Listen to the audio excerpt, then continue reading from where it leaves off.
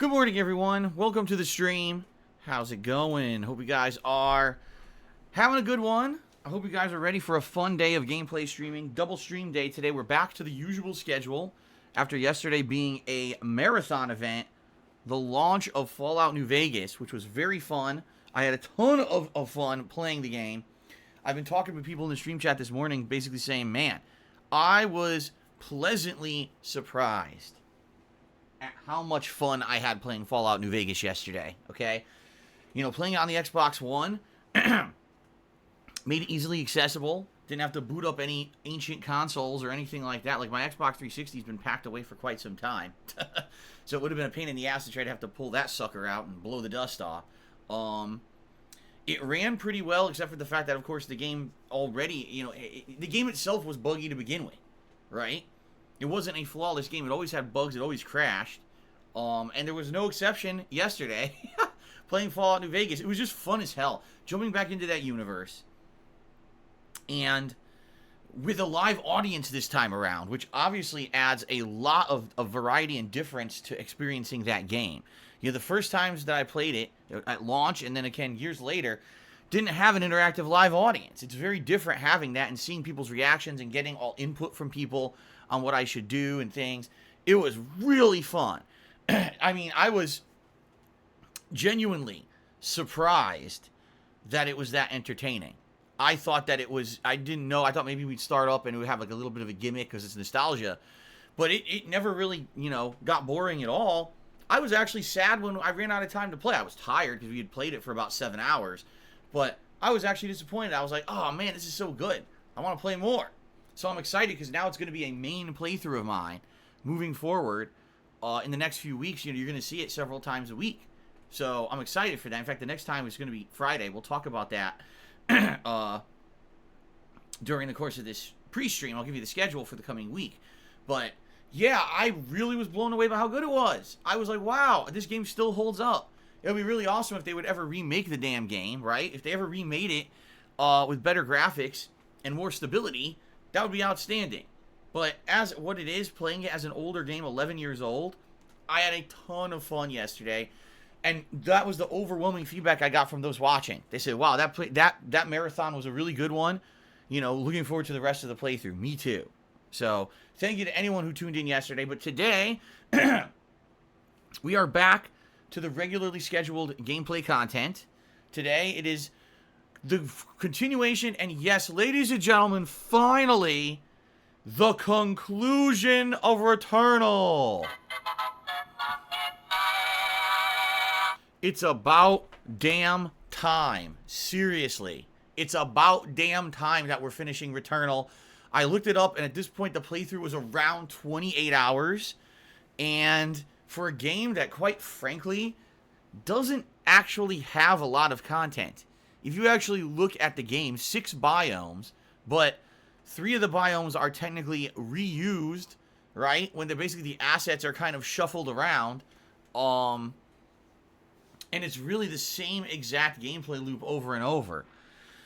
It's remarkable that you can get that much gameplay out of a game like that. Most roguelikes do not last 30 hours. That being said, it's been a wild ride, and because of your help, I've been able to finally get here to the end game, and today, I see no reason why we would not finish the game. All we have left to do is the following. We have to return to the 6th biome, so I'm going to start in the 4th, grab a loadout, finally head to the 6th biome, and in the 6th biome, we have to find the final hidden sun piece. It's a sun medallion, and you need 6 pieces, and I found 5 out of the 6. Once we find the 6th medallion, I then have to restart, which sucks because you lose your loadout. We have to go back to the house in the 4th biome. We have to find it again. There's apparently a final cutscene of the story that unlocks, and then you make another final push for the 6th biome. You get to the final boss. You fight the final boss a second time now, and once you beat it, that's the true ending of the game. You get the trophy, and that's it. Stick a fork in it. Okay? Now, I hope we do that today. I mean, it really depends on the game because, again, remember, the formula of Returnal is random. We could have a run where I'm going through the 4th biome and I don't get anything good. We end up in the 6th biome and I get my ass handed to me because I have no good weapons to fight anything, right? Or it could be the opposite. I find everything great and we turbo through it and maybe we beat this game within an hour, you know? Who knows? It's completely unpredictable playing Returnal at this point because you never know what you're going to go up against, sadly, because that's how the game is, you know? So, we'll see how things go today. My goal is to beat it today. If I don't beat it today, it's certainly not the end of the world. But, man, it would suck to have to do it again, stream again, and just do the same shit again and again and again. Because this is the problem with the game. It's if you're succeeding and you're turboing through the biomes, like I've done. I've had streams where I beat 2-3 biomes in one sitting. Then the game is fun as hell. But if you get a bad run or multiple bad runs, like I did when I was stuck in the 3rd biome, you could be playing 10+ hours stuck on the same damn thing. And that's not fun at all. That's the opposite of fun. So, the game formula is kind of flawed, in my opinion. That's my opinion, though, okay?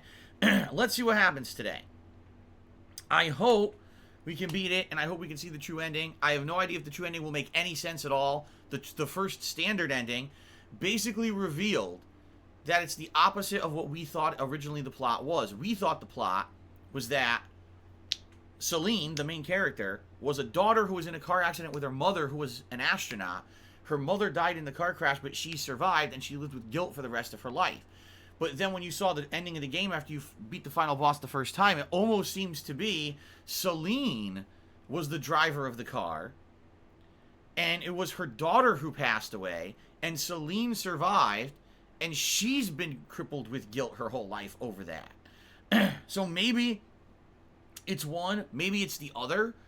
Maybe, who knows? Maybe the whole thing's bullshit. I don't know, because the game doesn't really let you know, and hopefully in the final cutscene, and then hopefully if we beat the game today and we see the true ending, we'll start to make sense of it and we'll have an actual plot. Because that's kind of a problem with this game. Seriously. So, let's see what happens today. Now, if I don't beat it today, that's fine. We can do another stream in the future and I'll beat it. If I do beat it today, great. If I beat it today quickly, like let's say I turbo through this damn thing, and I end up beating it way fast, then that's okay. We could switch over and do some Call of Duty. I'm okay with that. I'm okay with if we beat it early, we'll end the stream, we'll switch over and play an hour of Call of Duty or whatever, you see? That's fine. So let's see how it goes today, and based on how it goes, we'll determine how we tackle the rest of the stream. Fair enough? Okay. Now, later tonight, the late stream at 6:45 p.m. Pacific time. It is the continuation of Mass Effect Legendary Edition. We are currently on Vermeer. Alright? We are in a race against time to rescue Caden. We'll see how that goes. I believe we're definitely going to finish Vermeer tonight. And likely unlock the next stage of the story. And if I remember correctly, I think the next stage of the story is Ilos. But I'm not 100%. I haven't played this game in many, many years. But if it is Ilos, then that means we're heading into the end game, actually. So we'll see. We'll see how we do tonight, how far we get on the late stream. That should be fun. Tomorrow, something refreshing and different. Because, ladies and gentlemen, tomorrow, I'm going to be checking out a game that I have never played before. Okay? I have not played Virtua Fighter 5 ever. Not once. Okay? Back in the day, 2006 when it was released in arcades, I saw it along other games that I had already been playing, like Marvel vs. Capcom 2 and Capcom vs. SNK 2 and Street Fighter 3 Third Strike, etc. in arcades, and I never played it. The 3D fighters weren't exactly all the rage back then. I liked Tekken way more anyway, so if I was going to play a 3D fighter, it would have been Tekken. So this is a franchise that I've mostly never touched in my entire gaming career of my life. I've never really done anything with Virtua Fighter. Well, this week, number one, it's free to those who have PS Plus. And number two, they've redone the game with modernized graphics. They took the graphics from the Yakuza games and imported them into into Virtua Fighter 5. Okay? So, this is exciting. I'm curious to see, number one, how does the game play? And number two, how does it look with a modernized engine? So tomorrow I'm giving it a shot as the main gameplay stream. I have no idea what to expect from this game. Zero.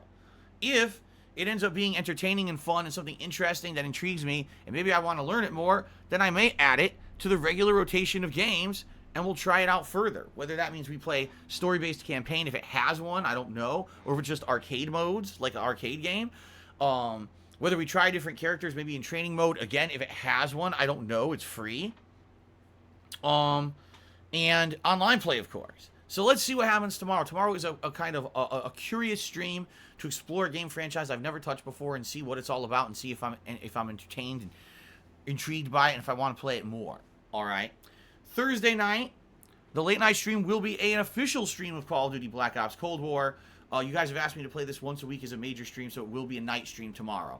On Friday, Fallout New Vegas becomes a main gameplay stream and as added to the regular schedule. So continues 3+ hours of gameplay on Friday. Obviously, I'm excited for that. Hope to see you then.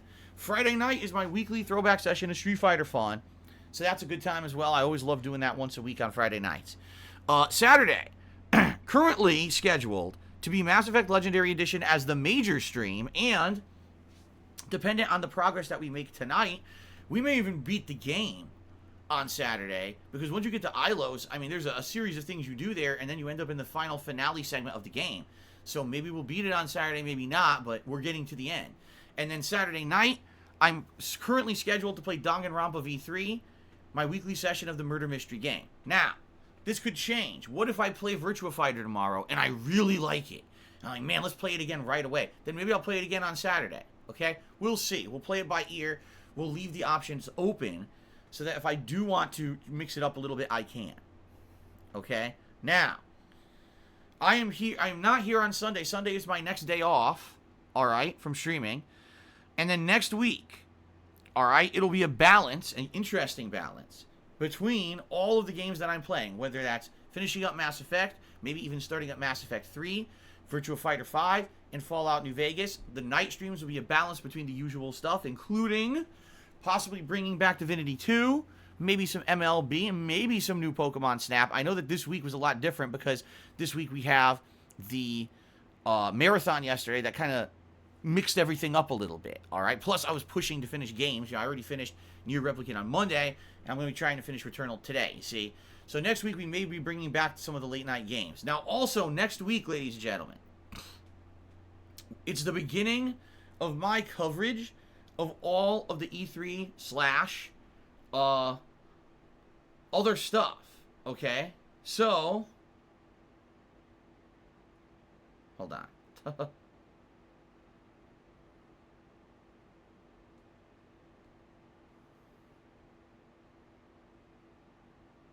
Okay.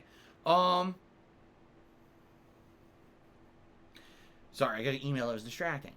So, yeah, all the new stuff we've got. Summer Games Fest, if you're not aware, starts on the 10th of June. So that would be, let's see, if Saturday's the 5th, so Sunday, Monday, Tuesday, so like Thursday of next week would be Summer Games Fest. If Summer Games Fest is going to have a formal major stream of like maybe a 2-hour block of things it's announcing, then we can watch all of that together, and I could do a reactions stream like I usually would do for these major press conferences around this time. But it's not clear right now. Summer Games Fest has not really announced whether or not it's going to be a bunch of mini events or it's going to be one big block event like E3 typically does for big studios. So let's see. All right. It may be that day ends up being a day where I'm playing a normal stream, but then I talk about the other things that have come out during the day. I don't know. We have to see. Okay. Now, on the 13th, so that would be Sunday, the 13th is actually going to be the official start of E3, and to my knowledge, I believe that's supposed to be the day when Microsoft and Bethesda are going to formally do their conference. And I also believe that the 9th, so the day before Summer Games Fest, I think Nintendo is supposed to do a major deal, a major big digital event at 9 a.m. Pacific time.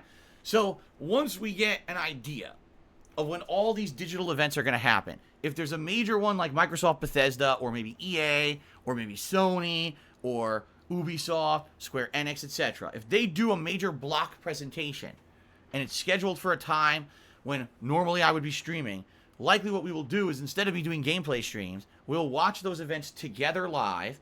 Immediately afterwards, I'll go live on my stream to do what I call my recap and reaction stream, where I give you a summary of everything we just saw and my opinion on all of it. People really seem to like when I do this every single year. Oh, by the way, Madar says Nintendo's is the 15th, not the 9th. You're right. I think I got the dates confused. So that would be that Tuesday, right? Yeah.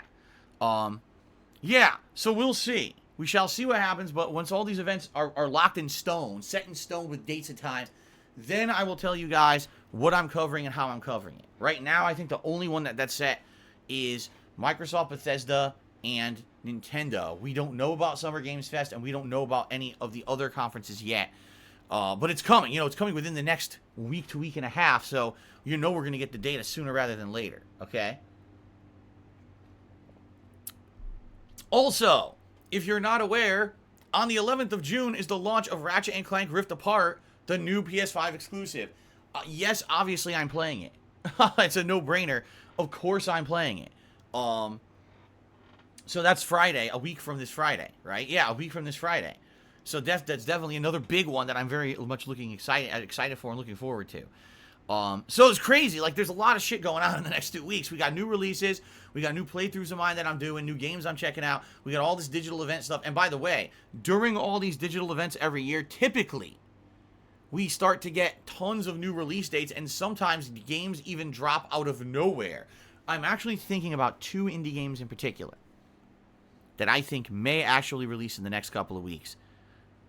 But maybe not. But I'm thinking they might, because this usually happens. They have a couple games that drop out of nowhere. Then one of them I'm actually really excited for, but I don't know if it'll come out or not.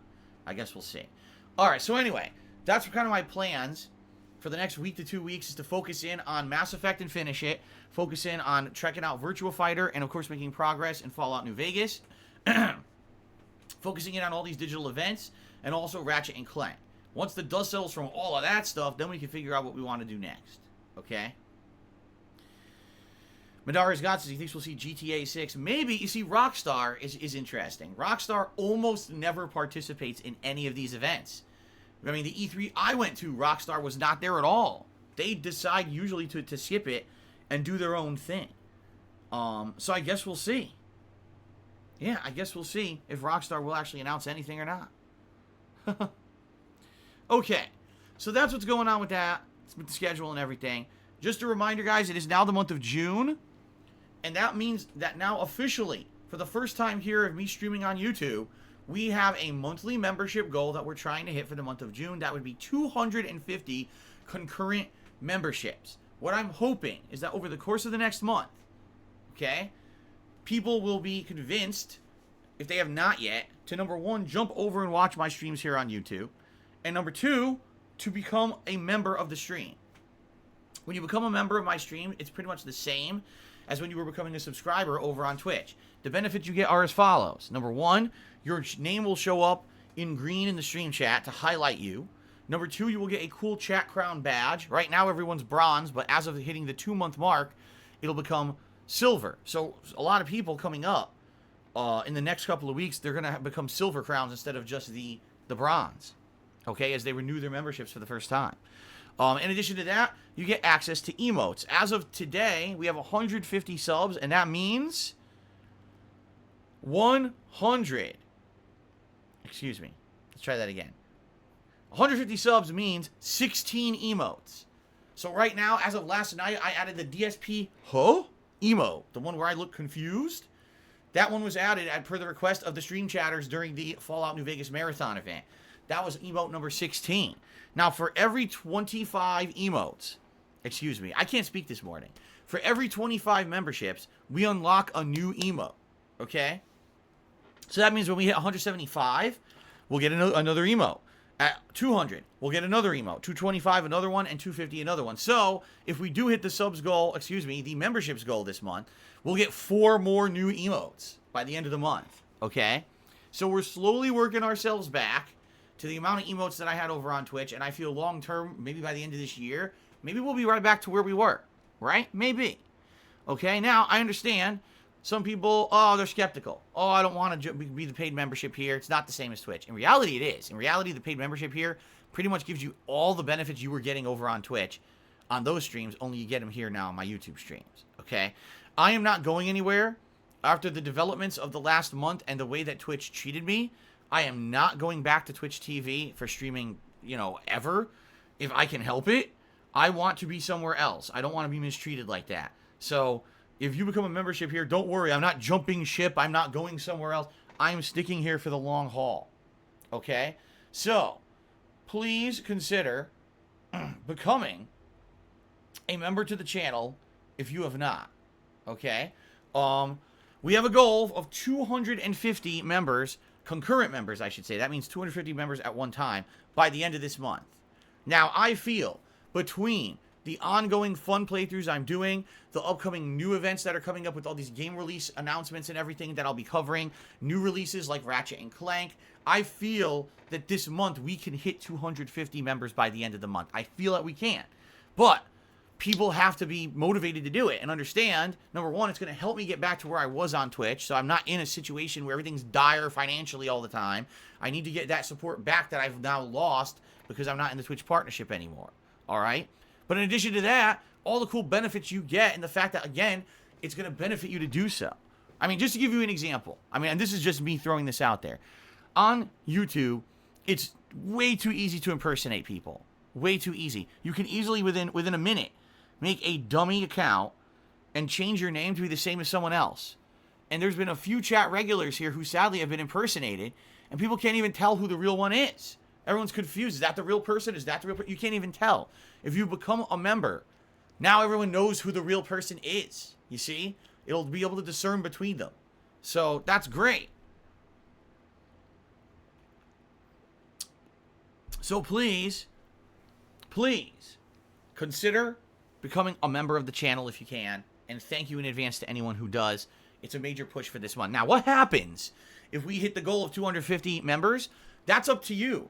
Some of the ideas that have already been thrown out there is the return of the Indies Marathon, which I haven't done in a ridiculously long time now. Indie games are usually quite fun to play in a marathon setting because I get exposed to, say, 4 or 5 games that I've never played before. And then sometimes I like a game so much, I'll adopt it as a full-time playthrough. Okay?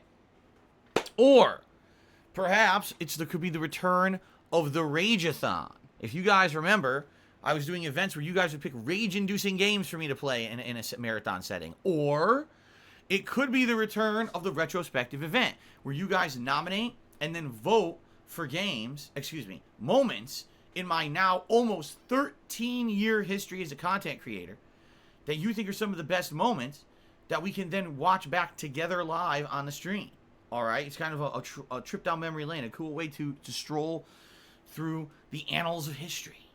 All right. Now, one event that I want to bring back that was successful earlier this year, Super Mario Bros. 2, the real one, the Lost Levels. All right. Challenging myself to do runs in that and trying to beat the game, not only just beating it, but also doing these challenge runs. Oh, can I beat it in 2 lives? Can I do it in this and that? I did this event earlier this year. It was incredibly successful. You guys told me it was actually one of the coolest things that I had done in a very long time. All right. But what happened? Twitch canceled my partnership. And when they did, they got rid of channel points, or what we called them, penne points. And that was the big feature for that event, was to be able to wager your channel points on those things that I could or couldn't do in that event. So essentially, by Twitch very, very unfairly kicking me out of the partner program with zero evidence or justification of wrongdoing, all right, they killed an entire cool new event that we had created together. And that's another reason why I'm fucking pissed at those assholes, because they don't fucking care. They don't care that I had actually organically grown something cool and interesting that added to the rotation of what we were doing here. Who gives a fuck to them, right? They don't give a fuck. They just don't care. I mean, I hate to say it, whoever makes those kind of decisions are fucking scumbags. Okay? So anyway, I would like that event to return. But the only way that event could ever return, all right, is if we find a way to implement channel points or penne points to the streams. Now, there's been a couple suggestions. Apparently, you can actually get a bot to come onto a stream and do it. But what we were looking into was on Twitch. I don't know if that bot would work on YouTube. That's something that I would have to research and look into myself. YouTube itself already is kind of wonky when it comes to the stream chat. So I don't know if we could actually get a bot to come onto YouTube chat and track things like channel points and shit like that. I guess we would have to figure it out. All right, but we'll see. I'll have to look into it. That's one of the things I will look into in the month of June. But I don't think it makes sense for us to try to set a goal for something like that this month when I don't know if I can even get it to work yet here on YouTube. Okay, so let's talk this month about what you guys would like for the goal for memberships. Would you like an Indies Marathon? Would you like the Rageathon? Or would you like a retrospective event? Or do you have a better idea? Do you actually have a much better idea that you would like to suggest? Please, by all means, do. Bring it up. Let me know what you're thinking. Let's get some ideas out there here in the first week of June so that we can then push towards that goal for the rest of the month. Okay? So, please let me know. Habib Gaming is going for the retrospective marathon. All right. Well, let's see what else people have to suggest. But thank you, Habib, for your input. I know I haven't done a retrospective in a bit. Curious to see what people would nominate for the next retrospective event, right? Okay. So anyway, guys, throwing that out there. Please consider becoming a member this month. It's a major push, all right? A big focus. Okay. Now,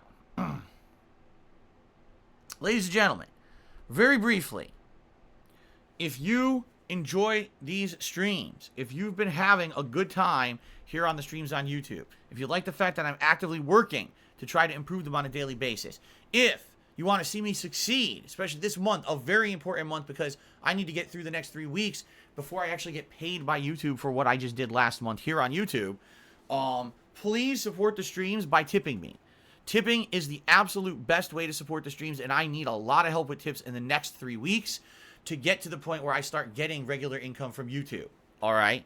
So, how do you tip? You can look at the description of the stream. There's a link, or you can type exclamation point and tip into the stream chat. That also will bring up the link. All right? When you tip me, that's funds that are going to help me in the short term to pay all of my bills. Just this week coming up, I have to pay my car payment, and I have to pay a condo dues payment. Within the next week, I have to pay another condo dues, and I have to pay all my internet bills. And then immediately following that is my mortgage payment. So that's where all my money is going right now. And I need to raise as much as I possibly can between now and basically the 15th of this month to pay all of that. So please, if you can, please tip me. That is why we still have the tip goals as they are. Once I start getting regular income from YouTube, we will be able to hopefully lower those goals back to where they were before this whole Twitch fiasco with the partnership. Okay? Now, we have goals in effect. If we raise $50 in tips on today's stream, I'll put on Gunner glasses. If we raise $100 in tips, I'll put on a vest. Now, yesterday, I wore the beige and the platinum vests. So those are out for today. Okay? But we still got the red, we still got the denim, the camo, the blue, and the gray. Now, I am wearing a black shirt today. I'm thinking the camo might not stand out, and the blue, so probably I'd say the denim, the red, or the gray would probably stand out better with a dark shirt.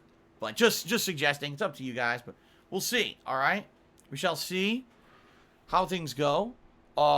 Please consider tipping me if you can. That is, again, the best way to contribute. Not to say that I'm not grateful for channel memberships, or I'm not grateful for super chats or super stickers. Those all help. They absolutely do. But right now, the tips are what I really need help with in the short term. Fair enough. Thank you in advance to anyone who considers contributing. All right. Let's now get to news, because, guys, there's a ton of gaming news this morning. A ton of gaming news this morning. Yeah. Want to talk about it? Okay, let's talk about it. So, first off, hold on a second here. First off, God of War. The new God of War game that's been in development now for 3 years. You know, the sequel to the God of War from 2018 that rebooted the entire series and basically put it on the map as a major franchise again after it had kind of been, you know, waffling there on hiatus for a while. My personal pick for best game of that year, and we've all been hotly anticipating the sequel to it. It was announced this morning by Sony Santa Monica Studios. All right. The game will not come out in 2021 as they originally had hoped, but it will come out in 2022. They cite as reasons for this the well-being of their staff, as well as being obviously wanting the game to be polished and finished properly and not rushing it out and having it be a disaster. I mean, I can't imagine what other games recently in the last year could have possibly been rushed out and became a huge disaster at launch. So, obviously, you know, I don't know if they're directly referencing anything there or not, but yeah, they want to take their time, okay? To me, this is actual 100% good news. I would rather wait and have this game come out and be a really good game than be rushed and be a piece of donkey shit, okay? So, to me, I'm happy about that. But what's hilarious to me is the amount of people who cover game news who came out this morning and said, God of War, delayed, massively delayed, game that was hotly anticipated, delayed. That's the headline everyone else is putting out there on the internet, okay? I'm reading, I'm like, what do you mean? It's not delayed, all right? Now, please, you can disagree with me, but let's bear with me here, okay? In order for a game release to be delayed, a game release actually needs to have a critical piece of information attached to it that I like to call a release date. If a game has a set release date that it was actually supposed to come out, and then the game developers say we can no longer reach or fulfill our commitment to release the game on said date, that would be considered what I would call a delay. All right? So if they had said God of War 2 or God of War Ragnarok or whatever the hell you want to call it. By the way, shout out to Alfred Aponte, who just became a channel member. Thank you, Alfred. That gets us up to 151 memberships. I appreciate that, sir. Thank you for jumping aboard. All right, anyway. So, if they had said, for example, okay, God of War 2 is coming out September 27th, 2021. And then all of a sudden today they said, well, we can't do that anymore. It's delayed. All right? I would say, okay, makes sense. The game doesn't have a release date. Sony Santa Monica never said the game was coming out at any particular day at all. I would feel they probably did that on purpose because of COVID and everything going on. They had no idea when they would be able to deliver this game or if they would be able to deliver it in the reasonable amount of time they wanted to deliver it in. So they didn't promise anything. The only information, all right, that was given was last year during the Sony State of Play event that happened in the late summer. This was the event that was meant to hype up the PlayStation 5. There was a little bit of information about it, and at the end of that information, it said 2021. That's all it said. There was no date. It was just a year. Now, ladies and gentlemen, I hate to tell you this. When you see a generalized year put out in a piece of gameplay tease or whatever, that's not a release date. That is what we call an estimated release window. That means Sony Santa Monica wanted to try to get the game out this year, but they didn't promise it, or else there would have been a fucking date attached. So I know some people will argue this is semantics, but I'm sorry, this is a pet peeve of mine. When people on the internet who cover game news, this is all they do. They cover game news. This is what they're known for. Oh, the massive delay, huge delay for God of War. There was no fucking delay. The game didn't have a fucking date, you assholes. You fucking drama queen bitches stirring the pot to try to get people to clickbait your fucking articles. No, there was no delay because the game didn't have a fucking date to come out. What they're saying is they wanted to release it this year. It's not coming out this year. They're now aiming for next year. By the way, just so everyone understands, guess what? 2022 is not the release date. It's a release window. Holy shit, people are stupid, man. It drives me nuts. It seriously drives me nuts. It is a major pet peeve of mine. Okay? Just because they said, okay, we're now pushing it to 2022, doesn't mean that's the promised release date. It means that's what their release window. They're aiming for that. That doesn't mean it's a release date and there's no fucking delay. Oh my god. Anyway, that drives me nuts, and I wanted to get that off my chest. So, to me, this news is good news. I actually welcome this news. I would much rather have the game come out when it's ready. I don't want the game to be rushed and be a piece of shit. Now, in addition, a big piece of information that a lot of people glossed over, it was also announced in an interview from one of the Sony studio heads, God of War 2, or Ragnarok, or whatever you want to call it, will be cross-platform along with Gran Turismo 7. These were games that for the longest time were highly anticipated and expected to be PlayStation 5 exclusives, but Sony has basically wisened up and now realizes people who want to get their hands on a PlayStation 5 actually can. They want it, they want to play it on PS5, but so many people cannot get a PS5 that all of these games are now going to end up being cross-platform. All right? Now, of course, this now is going to open up a can of worms, because some people are now going to say, oh no, because they're cross-platform. Now that means the PlayStation 5 versions of the games are going to be dramatically held back, because now they have to develop the game for 2 consoles instead of 1. So watch them nerf the graphics on the PS5, and we will not see the full potential of the PS5 for many years to come until the console is finally widely available because of this. All right, maybe that's true, maybe not. I'm not someone who's going to jump into this crazy bandwagon of drama and speculation and negativity like some people tend to do. To me, I'm being very honest with all of you, to me, I actually am okay with it being cross-platform. I am. You want to know why? I would much rather have everyone be able to experience great games. I don't like the idea of exclusivity. Oh, just because you bought this console that no one else can now get, and now you get to play the game and no one else does. That's about to happen with Ratchet & Clank Rift Apart, and I don't think Sony or Insomniac intended that in any way. When this game was being developed, do you really think that Sony or Insomniac thought that COVID was going to happen? Do you really think that everyone knew for a year we'd all be stuck at home and no one could go to stores to buy shit, and because of that we'd create a worldwide shortage of consoles because everyone's trying to pre-order them online, and a bunch of fucking piece of shit scalping motherfuckers would dominate the online stores, buy up all the consoles, hold them in warehouses, and sell them for exorbitant prices on eBay and other places? Do you really think they predicted any of that? No. No one predicted any of that. No one knew that was going to happen. It was crazy, right? No one knew that shit was going to happen. So I actually see with Ratchet & Clank coming out in about a week here, sadly, there's going to be a lot of people who wanted to play that game and are just not going to get the opportunity to play it now. They're not. It sucks. Right? That's not fair. And I feel for those people. I feel for those of you out there who watch my content and you maybe wanted to get a PlayStation 5 since it launched last November and you just can't get one. You don't want to drop $2,000 to a motherfucking scalper on the internet, which, by the way, good on you. If you're someone who really wants a PS5 but did not spend an exorbitant amount of money to support a scalping practice, good for you. You're doing the right thing and you're fighting the good fight.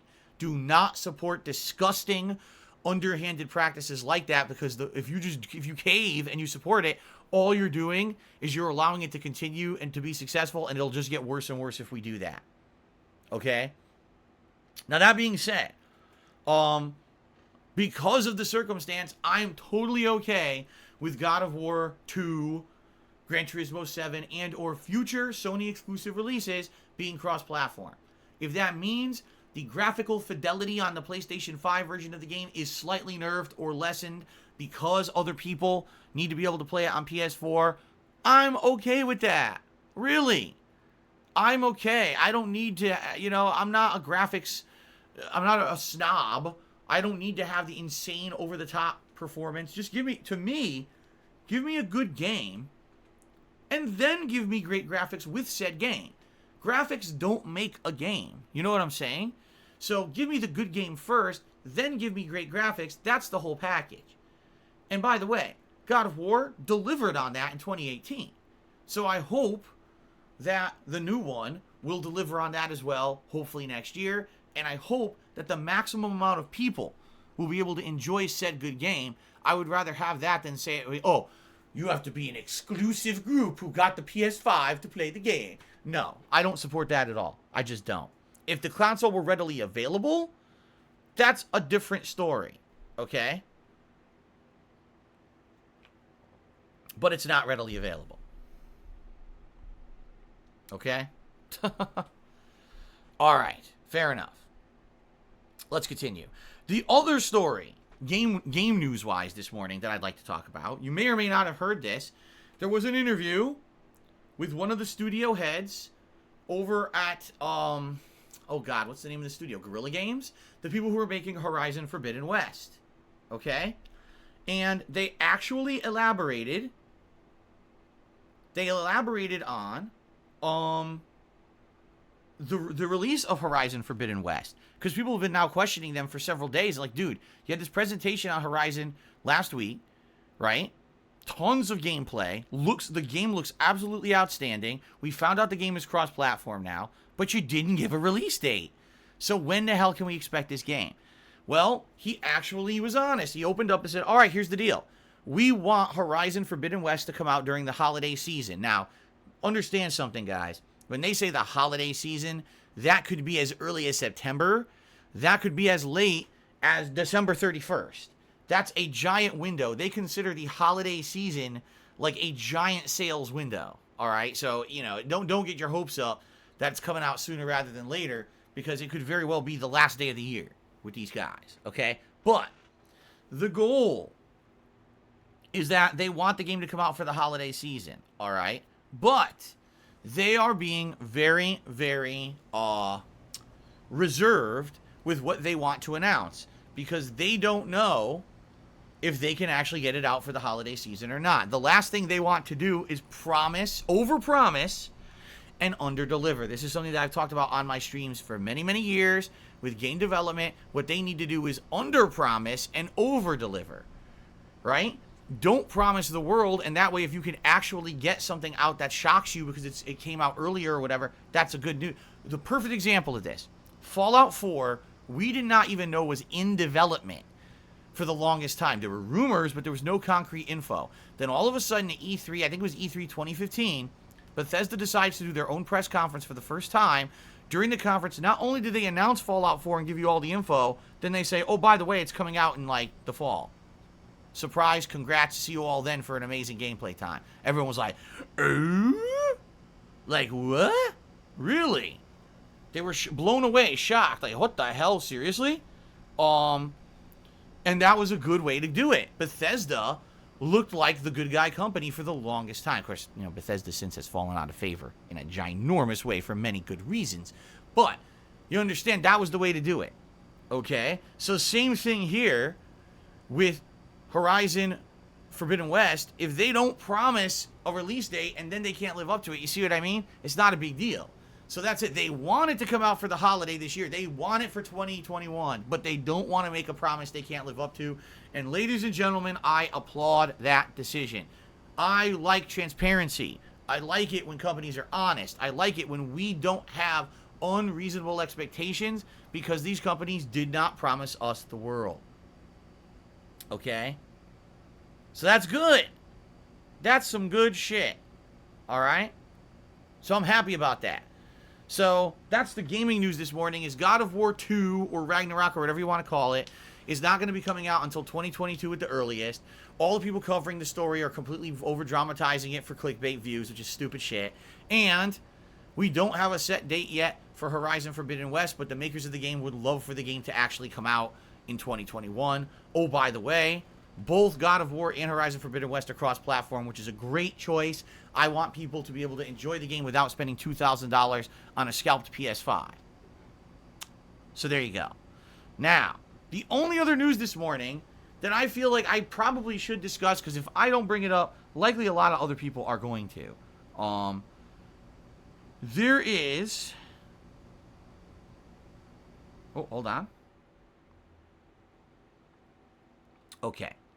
There is huge rumblings in the wrestling world today, folks.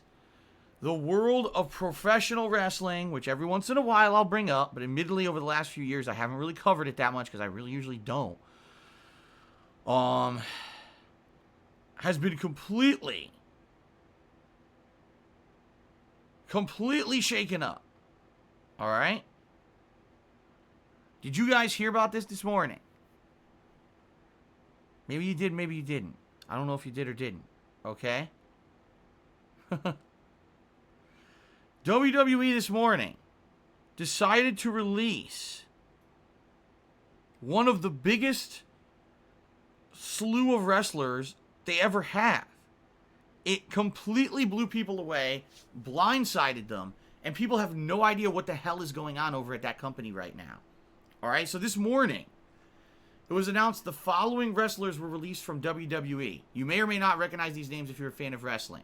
Braun Strowman, Alistair Black, Ruby Riott, Lana, Santana Garrett, and Buddy Murphy. Okay? Now, Santana Garrett was just a developmental, talent. Had never really been on mainstream TV. Probably not a big shock. All right? Buddy Murphy, someone who, over the last 4 to 5 years, was usually on like the non-televised B shows, but then fought his way onto the main roster, has been involved with many different mainstream plot lines over the last couple of years. In particular, one that was very interesting with Seth Rollins. Weird that he's gone. Okay? Ruby Riott, currently in an actual storyline with her tag team partner Liv Morgan, trying to win the Women's Tag Team Championship, cut out of nowhere, in the middle of a plot line. Lana is the wife of Rusev, who now, his real name is, oh God, what's his real name? No, I can't remember his real name. But anyway, he's in AEW and has been for the last year. He was cut last year, went over there, and now he's actually getting a push. He's a champion over in AEW, the rival thing. But the thing is, again, WWE has been pushing Lana as a talent. She currently is in a tag team. She currently was at in major events of WWE, cut out of nowhere. Alistair Black. Now this is where it starts to get really fucking weird. Alistair Black, all right, was in a major plot line that just started. He just had several weeks where I guess on WWE TV they were doing these promo vignettes for him coming back. He came back, he attacked Big E from behind, making Big E lose a big championship match. And apparently it was supposed to be a rivalry between him and Big E. This just happened a week ago. And now they cut him out of nowhere. What did they waste their time for then? Putting him into all of these fucking plot lines and everything. Okay? And then on top of that, Braun Strowman. I mean, okay. Not to say that he's the best wrestler. But certainly Braun Strowman is a talented professional wrestler in that he's good on the mic. He's great in the ring when it comes to being a big bully type character. He's been involved with so many high-profile plot lines over the last 5 years.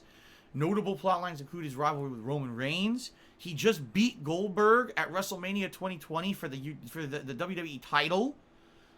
He had a rivalry with The Fiend over the course of 2020. He just had a match at WrestleMania in, April? Against Shane McMahon, the son of the fucking owner of the company, right? And then he was just involved in a WWE title match, right? So the thing is, a lot of people would say, well, why is Phil talking about this? Normally I wouldn't, because I usually don't talk about WWE stuff. I don't follow WWE stuff. Like I said, I follow everything on social media, so I know what's going on with wrestling because I follow the WWE and the AEW hashtags and everything on Twitter. So I see the news. I know who wins the matches. But most of the time, I just kind of shrug, or I shake my head, and I say, well, I'm glad I'm not actively watching it anymore because, man, would it be disappointing with the way that they run the company these days, right? I couldn't believe it this morning. I was blindsided by this. Okay, why, as a company, would you invest a ton of time and money into someone just to release them? All right? Especially these talents. These were not minor talents, guys who aren't good in the ring, women who haven't been involved in major plot lines that were over and got a lot of popularity. These are the complete opposite, most of these cases. Like I said, the one exception would be Santana Garrett. She was a developmental person. But outside of that, everyone else here was on mainstream TV involved in major plot lines. I mean, just here's the equivalent of this. All right? The equivalent of this would be this. Okay? I'm streaming on Twitch TV, and Twitch TV contacts me and says, hey, Phil, we'd like you to be involved in a bunch of special events. We're going to pay you extra money to promote this game. We'd like you to push a new extension on Twitch on your streams and do all this, and we're going to involve you in all this exclusive good stuff. Okay, sure. Let's do it. So for a month on my streams, you see all these special games being pushed. I'm involved. Remember for a while I was. Remember a few years ago? I was the guy. Twitch had me doing stuff. They had me advertising one of their interactive extensions for Choice Chamber and shit like that. So imagine they were just doing that with me, and then all of a sudden, at the end of the week, oh, by the way, Phil, you're out of the partnership, you're off Twitch, you're out of here, you're banned, bye. What? Wait, what? You just, what? That's the equivalent. That's literally the equivalent with these wrestlers. They're being told by WWE, we've got these big plans for you, here's a good plot line, here's everything we're getting you involved in. Oh, by the way, you're released, bye, we cut your contract. What? Sometimes this stuff makes sense. Sometimes it makes absolutely no sense. This is a case where this is worse than making no sense. This is nonsense. Alright? And it's actually so nonsensical.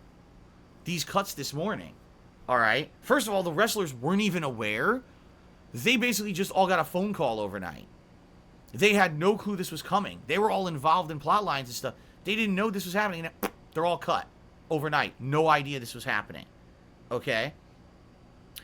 People are now speculating, alright, that the only reason that this could have possibly happened is because WWE is actually going to sell the company. That Vince McMahon is finally going to hang up his coat, and he's going to completely sell the company to a different group of people. And this was a way for him to cut costs and everything to do that. And he may be right, because if you take a look at what WWE has done in the last year, some of the things that the changes they've made, the things they've done, I mean, they sold and canceled the WWE network and gave it over to Peacock, which is NBC. And everyone agrees it's a bad move, that when they did this, a lot of content was lost. People hate the transition. It's stupid. Like, it doesn't even make sense. It's no benefit for the consumer, that's for sure.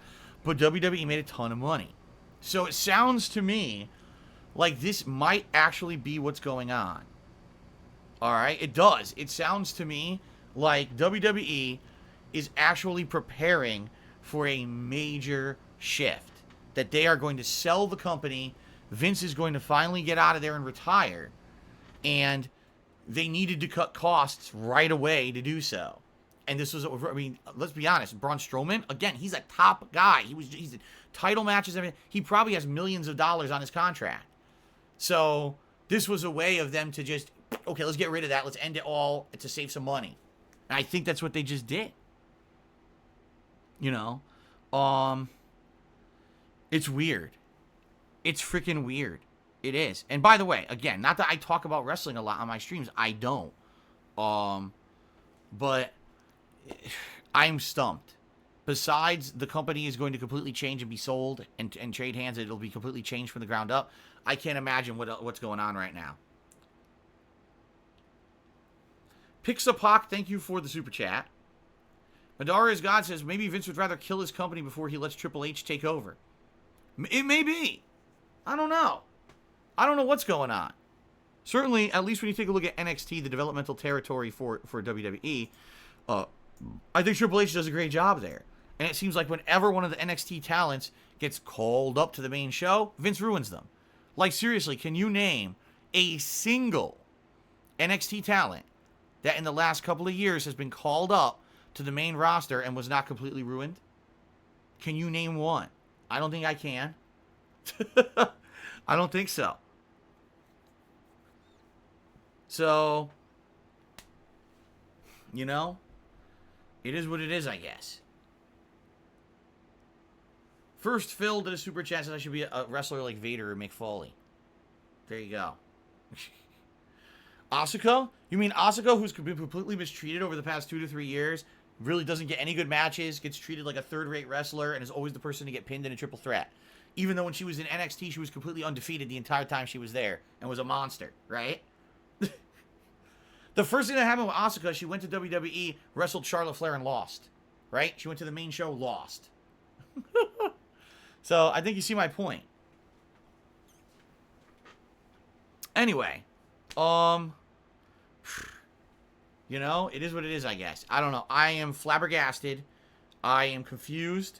Just like everyone else who does enjoy wrestling. We're just kind of shaking our heads and be like, what the fuck is going on? Insanity. Alright. Let's do some shout-outs. Okay? Jad F tipped me $1.30 First tip of the day. His big news is from Sony is God of War will be on PS4. Expect performance degradation, just like Horizon Forbidden West, which is a target for holiday 2021. So we actually covered the entire topic already. So thank you, Jadef, for the first tip of the day. We talked all about that, and I appreciate that. Jadef actually tipped another $1 and said, fuck Jim Ryan, who says we believe in generations bullshit. If you're going to drag back performance to be able to run on AAA games like God of War 2, Horizon Forbidden West, and Gran Turismo 7, at least don't publicly lie. Well, here's the thing. All right, Jadef? Here's the thing. I think that everything that has been said in the last 2 to 3 years from game development perspective has basically been taken back because of the pandemic. I do believe that Sony had every intention of making it that a lot of these games were going to be generationally exclusive. I do believe they felt that was the best way to go about it because they wanted their games to look truly good and they wanted an incentive to buy the PlayStation 5. But no one can get it. And that's the problem. This is a unique time in history, especially for gaming. Things have never been in this position before. Never have we been nearly a year into the launch of a console. All right? We're what, 7 months now? Almost 8? And no one can buy the PlayStation 5. This is unique. Uniquely bad, by the way. So this is not a situation that I think Jim Ryan or anyone else who's in charge of these game development studios had any idea would happen. They thought, okay, PlayStation 5 will be readily available. People will be able to buy it after the first few months of owning it. They'll need to have incentives, so let's release a bunch of first-party exclusives like Ratchet and Clank and God of War and Horizon, and then look what happened, right? Now no one can get it. Do you really want to come out with games that only half of your gaming audience, your customer base, can play, and the other half feel like shit because they can't buy the console because of what happened with COVID? That's not right. Right? It's just not. Okay. So anyway, it is what it is. Again, you may be hating on Jim Ryan. I'm not going to do that. I feel this is a unique situation. And by the way, this is not me just defending Sony. This is me defending all game developers and console manufacturers at this time. No one saw this shit coming, man. You know? Miro has tipped me $1.30 and says, you think AEW will try to hire them? Well, here's the thing. I mean, AEW, right, in the last year has basically had, I think, the best possible year it could have. Number one, because of COVID, right? All the live events were suspended everywhere for everything. That allowed people, instead of worrying about, the big spectacle of watching WWE live and other promotions can't live up to it, it allowed every wrestling promotion to be basically seen on an equal level because they were all just televised or on the internet, and that was it. And when that happened, smaller promotions like AEW got way more exposure than they probably even ever thought they would get. If you look at the television ratings for AEW, they're damn close to WWE numbers, okay? So that being said, AEW in the last year took opportunity to snatch up a bunch of talent that WWE didn't want. They've got Miro, who used to be Rusev. They've got Christian. They've got Sting. They've got The Big Show. They just got Mark Henry, right? I mean, that's just a few. There's been so many people they've scooped up when WWE basically kind of said, we're cutting costs, we're getting rid of this, getting rid of that, and they scooped up and snagged all these people, all right? Now, the thing is, it's easy to just say, oh, everyone just go to AEW, go to AEW. What you have to understand is that at some point, the whole AEW thing has to kind of calm down a bit. They don't have unlimited money to snatch up every single person that leaves WWE. There are other promotions out there. There's New Japan, there's Ring of Honor, there's Impact Wrestling. There's other places for people to go. Obviously right now, because AEW seems to be the hot one, everyone's AEW, right? But I don't see that being a realistic expectation. They're not going to be able to hire every single person that leaves WWE. What I would say is there's some no-brainers. For example, Lana will likely try to go to AEW because that's where Miro is, her husband. Why the hell wouldn't she go there? That would make perfect sense. They used to work together. They'll probably just start working together again, and no one will care because it's a perfect matching. It already works. We've already seen it in WWE. We know that it's over. People will like that. But guys like Braun, I don't know. Braun has actually talked shit about people who are not in WWE, essentially saying, if you lost work during the pandemic, You should just work harder. Then you could be like me in WWE, because you see, many years ago, I was living in a car and I was poor, but I worked my ass off, and now I'm in WWE. And by the way, he just got released. You see? So, I don't know what's going to happen with guys like Braun. I guess we'll see. But as easy as it is to say AEW should just snatch up everyone, I don't think it's realistic to expect that. Okay? Wario2255 tipped me $1.30 and says, who do you think will be announced for Smash Brothers Ultimate at E3? I don't give two flying fucks. I don't care about fucking Smash Brothers in any capacity whatsoever. I just don't care. There's literally not a single character ever created that if they added me, if they added DSP to Smash Brothers, I wouldn't care. I still wouldn't play. There you go. Jad F tipped me another $1.30 and says, I honestly think they had nothing to counter Microsoft backwards compatibility features and did a cheap job with the backfire due to COVID. A Nintendo event is announced for the 15th. Really interesting to see what they do after Valve's Switch console news. Okay. Well, we'll see. So it is the 15th. All right. Nintendo event is the 15th. I'm going to have to make a note of that and start. What I'm going to have to do is sit down and start planning out all these events and what I can and can't cover. I think the Nintendo event's at like 9 a.m. So in that case, that's when I could probably just watch in the morning and talk about on my stream. We don't have to, watch it back live or do anything like that. I guess we'll see. Typically, the Nintendo stuff, I never do a major event for because usually they don't have a ton to talk about anyway. So, okay. All right. So, ladies and gentlemen, I guess that's it. We've covered all the contributions. Thank you to those who have been chilling. Let's take a brief break. I'm going to use the restroom. All right. And then we come back. It is the conclusion of Returnal. So I have to go through the 4th biome once, get to the 6th biome, locate this sun disk, go back to the 4th biome, go into the house, see a cutscene, go through the 4th biome again, get back to the 6th biome, get all the way to the end, kill the boss. That's the game. Will that be an hour? Will that be 2 hours? Will that be 3 hours? Will I not finish it today? Who knows? Because the nature of this game is so effing random, you can never predict anything. So I don't even know what's going to happen today. We'll see. I hope to beat the game today. If we do beat it early, we can switch to Call of Duty. But we'll play it by ear and we'll see what happens today. All right? Thank you, guys. I will see you in just a few minutes. I recommend you grab a drink or a snack, use the restroom yourselves or whatever it is you might do in the next few minutes. And I'll be back with Returnal's conclusion in just a sec. All right.